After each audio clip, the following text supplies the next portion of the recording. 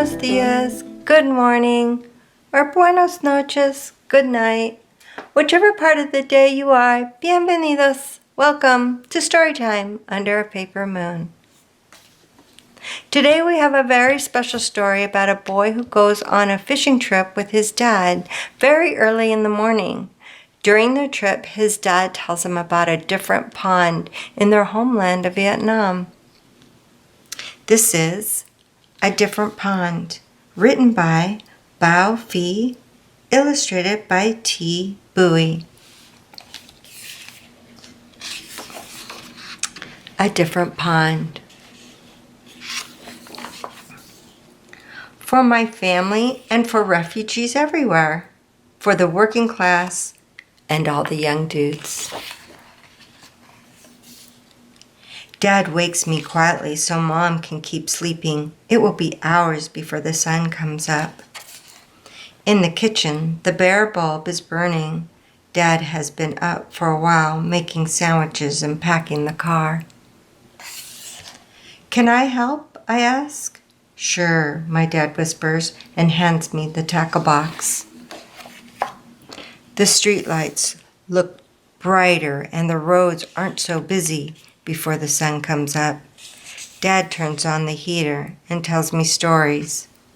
A kid at my school says my dad's English sounds like a thick, dirty river, but to me, his English sounds like gentle rain.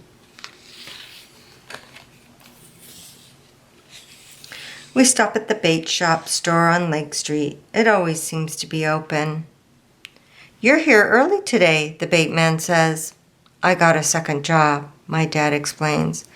I have to work this morning. On a Saturday? The bait man asks. My dad nods. I feel the bag of minnows move. They swim like silver arrows in my hands.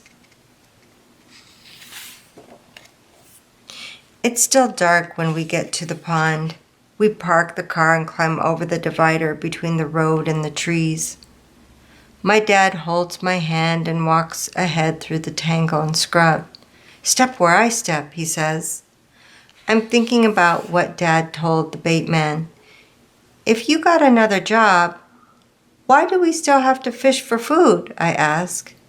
Everything in America costs a lot of money, he explains. I feel calluses on his hand when he squeezes mine.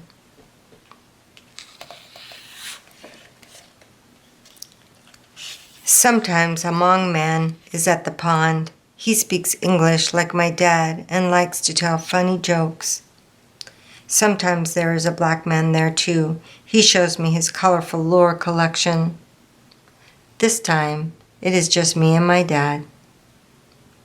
It is a little cold. I rub my hands together, yawn, and look up to see faint stars like freckles.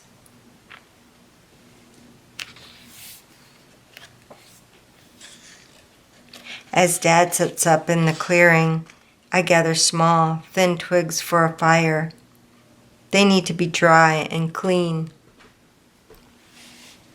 I count 1, 2, 3, 4, 5, 6, 7, 8, 9, 10, and then 10 more for later.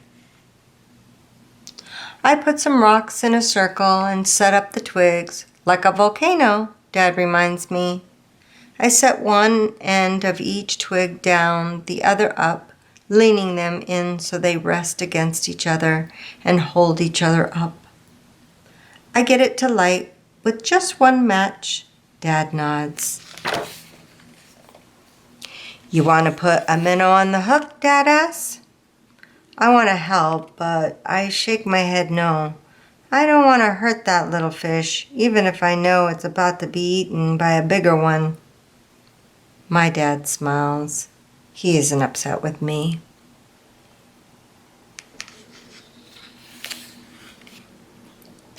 Dad hands me a sandwich, cold bologna between 2 pieces of bread.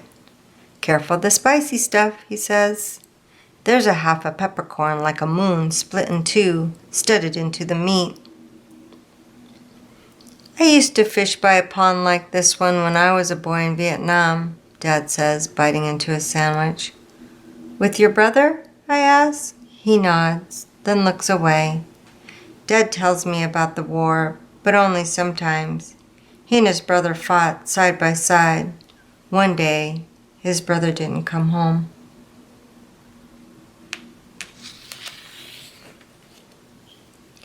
The bobber dips in the dark and Dad pulls. "Got one," he says, almost shouting. "A crappie, and soon another. Can I help?" I ask. He nods, and I use 2 hands to help guide the fish into the bucket. The fish feels slimy and rough at the same time. Dad laughs at the funny face I make. Dad smiles, his teeth broken and white in the dark, because we have a few fish and he knows we will eat tonight. Time to go home. Dad must get ready for work. He washes his hands with a small nub of green and white soap. Then I do the same. I look at the trees as we walk back to the car. I wonder what the trees look like at the other pond in the country my dad comes from.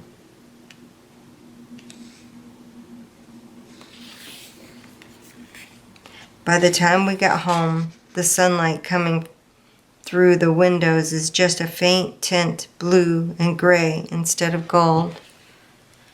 At home, my mom looks tired, but she smiles at the fish in the big white bucket.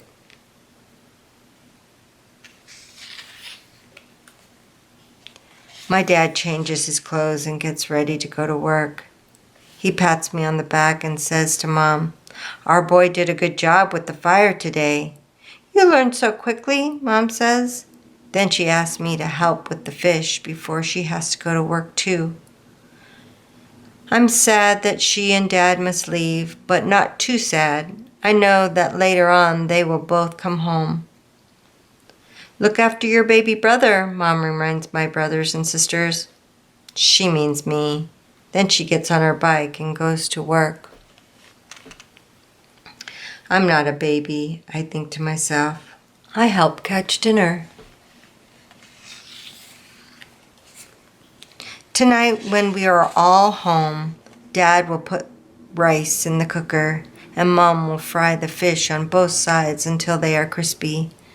I will bring out the jar of fish sauce that has flecks of chili pepper and carrots floating on top. At the table, my brothers and sisters will tell funny stories. Mom will ask about their homework. Dad will nod and smile and eat with his eyes half closed. "Good fish," he will say to me. And I will smile and nod, and later, when we sleep, we will dream of fish in faraway ponds. This is the writer, Bao Phi, and Bao with his father, and he tells the story about his time with his father when he was fishing, and this is the illustrator, Thi Bui, and Thi with her brother, and I'm sure she has a story to tell as well. Wasn't this a nice story?